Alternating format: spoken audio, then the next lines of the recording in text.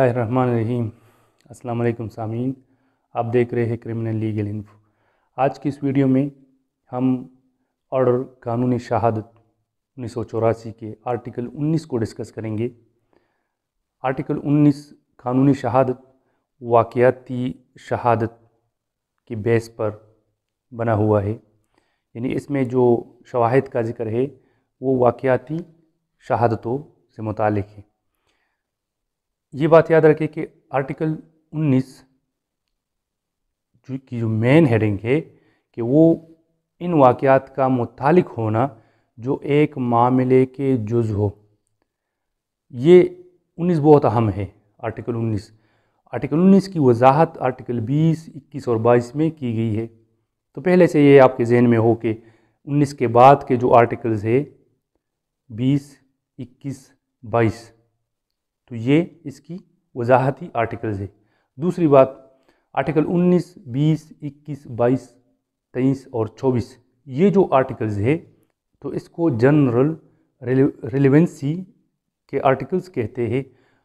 कहने का मतलब ये है कि जब हम आगे जाएंगे तो ये जो जनरल रिलेवेंसी के आर्टिकल्स है 19, 20, 21, 22, 23 से लेकर 24 तक, 19 से 24 तक, ये जनरल इसमें सबूतों का जिक्र है। यहाँ पर रिपीटिशन हो सकती है, यहाँ पर आगे हम पढ़ेंगे फिर तो इसमें रिपीटिशन होगी। रिपीटिशन का मतलब क्या है कि एक बात आर्टिकल 19 में होगी तो 20 में भी हो सकती है, 21 में भी उसको दोहराया जा सकता है, 23 में भी उसको दोहराया जा सकता है, 24 में भी उसको दोहराया जा सकता है, क्योंकि ये जनरल रिलेवेंसी के आर्टिकल्स है, कोई स्पेसिफिक आर्टिकल नहीं है। मिसाल के तौर पर अभी आर्टिकल 61 ले लें जिसमें हाथ की लिखाई की बाबत शहादत है, तो उसमें सिर्फ हाथ की लिखाई की बाबत शहादत का ही जिक्र है। या इस तरह 59 ले लें माहिरीन की राय, तो उसमें माहिरीन की राय के मुतालिक ही एक ख़ास स्पेसिफिक उसके लिए आर्टिकल है। लेकिन ये जो 19, 20, 21, 22, 23, 24 के आर्टिकल्स है तो ये जनरल जितनी भी आम शहादतें हैं उसके लिए ये पेक्स आर्टिकल्स है, तो इसमें रिपीटिशन हो सकती है। तो फिर आपके जहन में ये कन्फ्यूजन ना हो कि ये बात तो 19 में भी थी, 20 में भी है, ये 21 में भी जिक्र हुआ है, तो ये पहले से आपको क्लियर हो। अच्छा, अभी स्टार्ट लेते हैं कि आर्टिकल 19 की जो मेन हेडिंग है कि इन वाक़यात का मुतालिक होना जो एक मामले के जुज़ हो। यहाँ पर समझने की बात जो पहले नंबर पर है वो है मामले का जुज़ होना। यह क्या चीज़ है कि मामले का जुज़ हो? इसको कहते हैं सेम ट्रांजैक्शन, या इसको फ़नी ज़बान में रेस गेस्टे कहते हैं, फ़नी इस्तिलाह में रेस गेस्टे। ये इसकी डिफिनीशन बुनियादी तौर पर तो नहीं है, लेकिन जेम्स स्टीफन जिसने 1872 का कानूनी शहादत बनाया है तो उसके मुताबिक वाक़यात यानी फैक्ट्स का ग्रुप, वाक़यात का ग्रुप जो एक दूसरे से इस तरह जुड़े हुए हो कि उसको एक नाम से पुकारा जा सकता हो।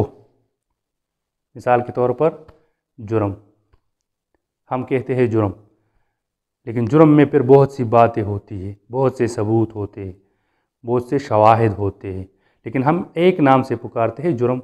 मिसाल के तौर पर कत्ल हो जाता है 302, तो हम कहते हैं कि भाई ये 302 का वक़ूअ हुआ है, कत्ल का वक़ूअ हुआ है, लेकिन उसमें बहुत सी शवाहिद होती है, तो इन तमाम शवाहिद को एक नाम से पुकारा जाता है, तो इसको कहते हैं सेम ट्रांजैक्शन, रेस गेस्टे, ठीक है, या मामले का, एक ही मामले का जुज़ होना, ठीक है, कि बहुत से शवाहिद को, बहुत से वाक़यात को जो एक दूसरे से जुड़े हुए हो।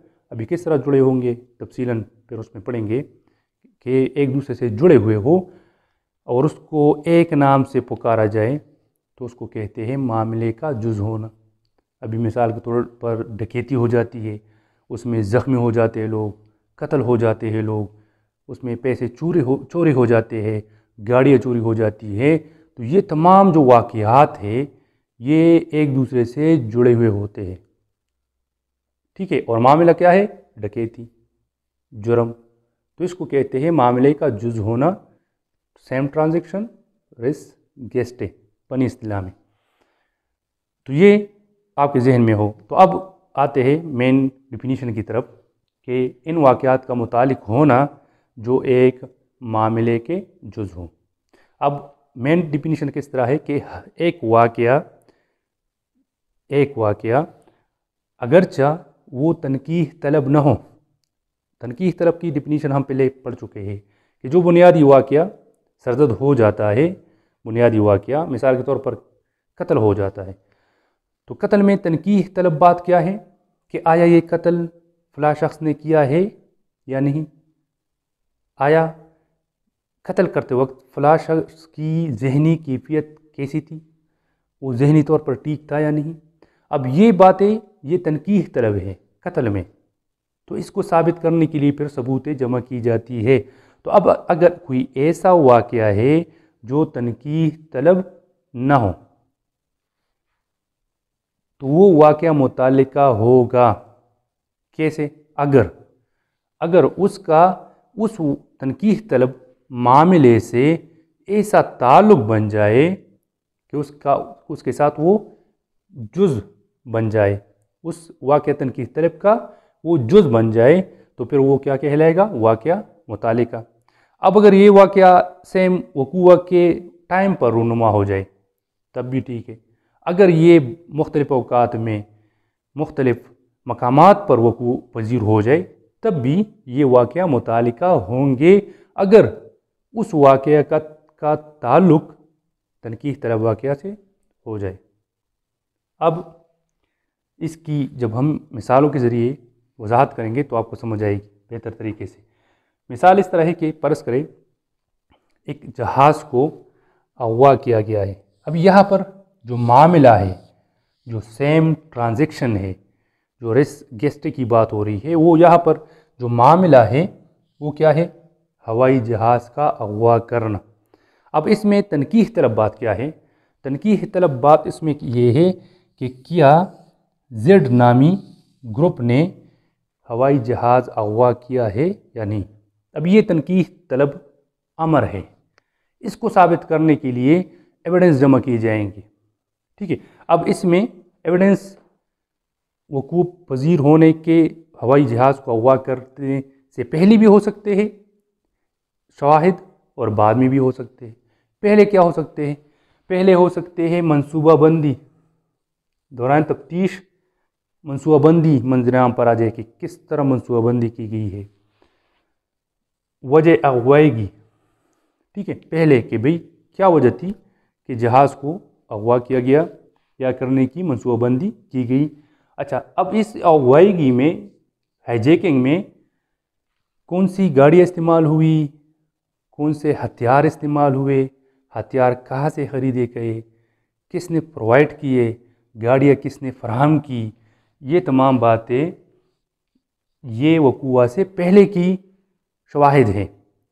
وقوع سے بعد کے شواہد کیا ہوں گی کہ بھئی اغوا کاروں کی وہاں سے جہاز سے اسکیپ، مطلب ان کو فرار کرنے کی مدد کس نے کی، کون مدد کرنے والے تھے، یرغمالیوں کو کس نے مارا، وہاں پر اگر یرغمالی مارے گئے ہیں، قتل کیے گئے ہیں تو کس نے قتل کیا ہے، ان کے مطالبات کیا ہیں۔ جیسے آپ کو پتہ ہے کسی بھی جہاز کو اغوا کرنے کے بعد ان کے مطالبات ہوتے ہیں، تو بعد میں جو مطالبات آئیں گے وہ بھی ایک واقعہ، یہ تمام واقعات ہیں، یہ تمام ثبوتیں ہیں، آپ کو پتہ ہو۔ اچھا، وہاں پر جو گواہان ہے، جو پیسنجر ہے ہوائی جہاز میں، انہوں نے جو ہائی جیکرز کی گفتگو سنی ہے، تو وہ گفتگو کیا ہے؟ تو یہ بعد کے واقعات ہیں۔ تو اگر کوئی واقعہ جو تنقیح طلب واقعہ تو نہیں ہے لیکن اس سے پہلے رونما ہو جائے یا اس کے بعد رونما ہو جائے اور اس کا تعلق بن جائے اس واقعہ تنقیح طلب کے ساتھ، تو یہ آرٹیکل 19 کے تحت واقعہ متعلقہ ہوں گے۔ اب یہ جتنی بھی واقعات ہیں، منصوبہ بندی کرنا، وجہ اغوائیگی، ہتھیار استعمال ہونا، گاڑی استعمال ہونا، یہاں پر بعد میں اغوا کاروں کی وہاں سے فراری میں مدد کرنے والے شخص، یرغمالیوں کو قتل کرنے والے شخص، مطالبات ان کے کیا کیا ہے، یا گواہان کی وہاں پر سنی جانے والی گفتگو ہائی جیکرز کی، یہ تمام جو واقعات ہے تو اس کا تعلق یہاں پر جو بنیادی واقعہ ہے، جو تنقیح طلب واقعہ ہے کہ کیا زیڈ نامی گروپ نے ہوائی جہاز کو اغوا کیا ہے یا نہیں ہے، اس کو ثابت کرتی ہے۔ تو جب اس کو ثابت کرتی ہے تو ایسی صورت میں یہ تمام واقعات، یہ واقعہ متعلقہ، یہ واقعہ تنقیح طلب کے ساتھ جڑ جاتے ہیں، اس کا جز بن جاتے ہیں، تو اس کو پھر کہتے ہیں واقعہ متعلقہ، یہ اس کے ساتھ یہ پھر متعلقہ ہو جاتے ہیں اس کو ثابت کرنے کے لیے، ٹھیک ہے۔ اس طرح دوسرا مثال میں آپ کو سمجھانے کے لیے دیتا ہوں کہ مثال کے طور پر الف ایک شخص ہے اور اس نے بے کو قتل کر دیا ہے۔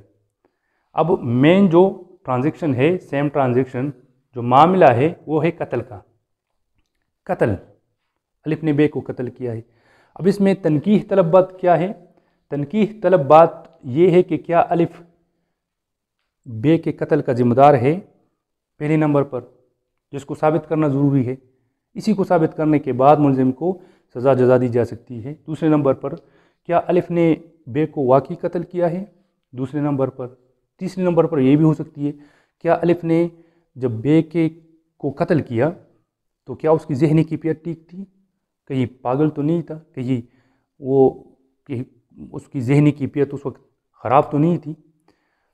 تو یہ جو باتیں ہیں اس کو واقعات تنقیح طلب کہتے ہیں۔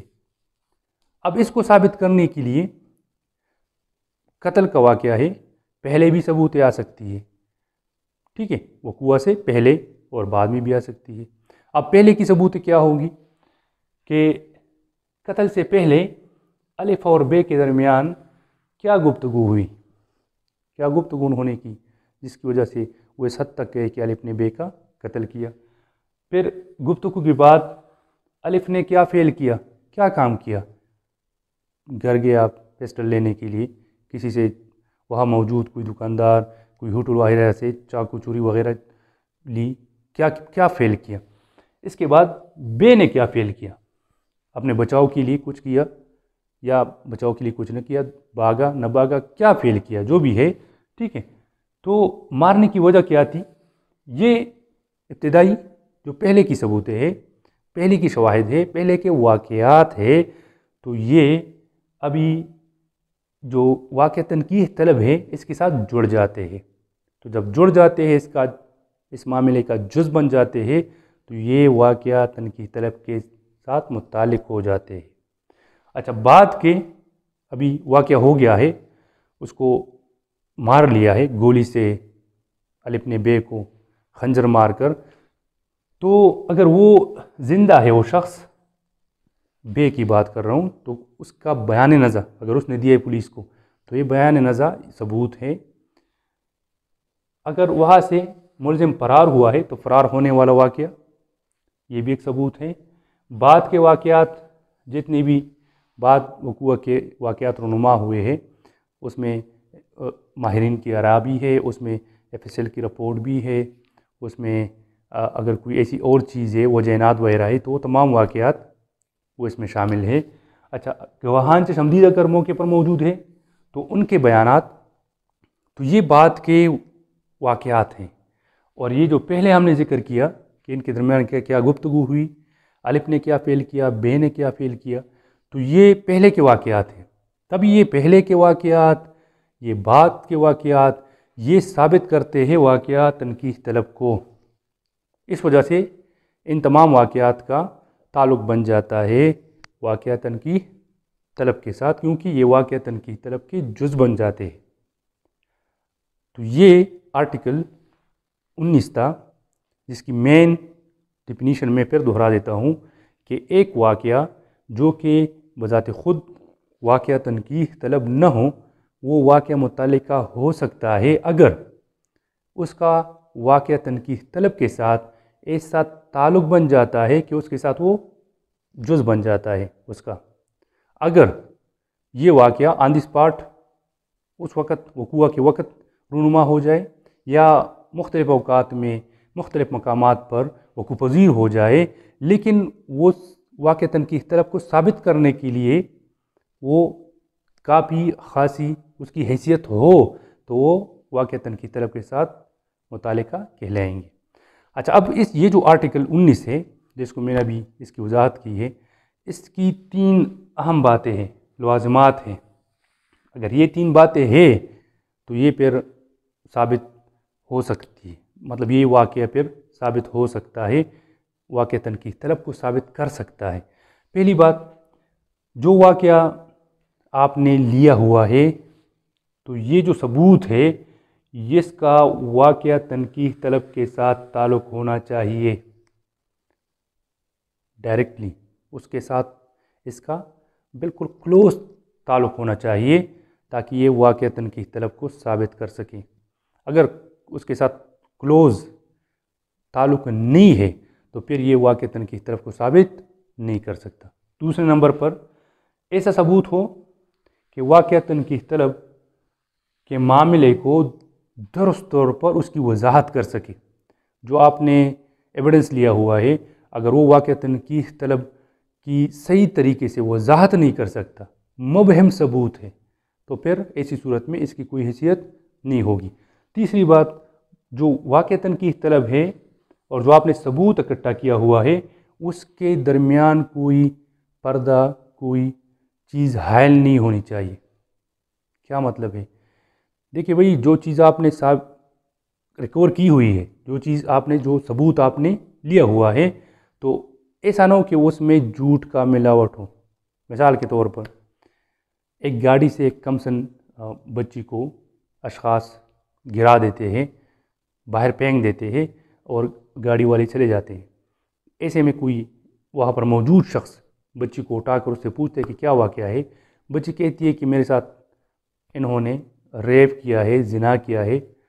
ऐसे में अब ये शख्स फौरी तौर पर चला जाता है पुलिस थाने में और वहाँ पर बयान दे देता है 161 का। पुलिस वाले उसको उसी टाइम अदालत में ले जाते हैं, उसका 164 वहाँ पर कलमबंद कर लिया जाता है, अदालती बयान। चूँकि इस तमाम प्रोसेस में 20 से 30 मिनट गुजर जाते हैं, लिहाजा इसमें झूठ का शामिल होना वो मुमकिन नहीं है। लिहाजा ऐसा अगर कोई सबूत है जिसमें झूठी मिलावट न की गई हो, जिसमें ख़ुद से कोई बात न बनाई गई हो, तो ऐसा सबूत फिर बुनियादी वाक़े को, वाक़या तनकीह तलब को साबित करने के लिए मुअस्सर होता है। तो ये 3 लवाज़िमात लाजमी होनी चाहिए आर्टिकल 19 के तहत जो वाक़याती शहादत है उसको साबित करने के लिए। आज के इस वीडियो में मैं उम्मीद करता हूँ आर्टिकल 19 पर आप समझ गए होंगे। इंशाल्लाह अगले वीडियो में आर्टिकल 20 डिस्कस करेंगे। उस वक्त तक के लिए मुझे इजाज़त दीजिए। अल्लाह हाफ़िज़।